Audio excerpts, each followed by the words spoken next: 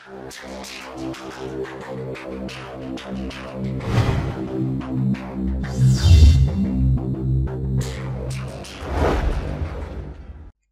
pozdrav svima, dobrodošli u novi video. Danas ću vam pokazati kako da imate WhatsApp na vašem Google Chromeu.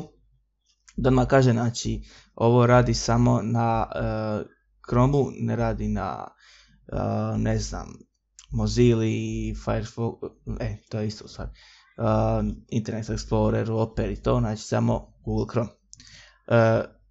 Sve što trebate je internet stranica i da imate instaliran WhatsApp na vašem telefonu. Kada odete na ovu stranicu WhatsApp web, dobit ćete ovakav screen i onda odete u WhatsApp na mobitelu, pa na WhatsApp web i on će vam skenirati ovaj kod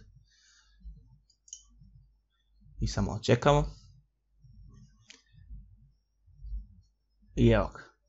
Imate sve vaše, dodat ću ovo za tamo da ne vidite, ali imate sve vaše razgovore i to.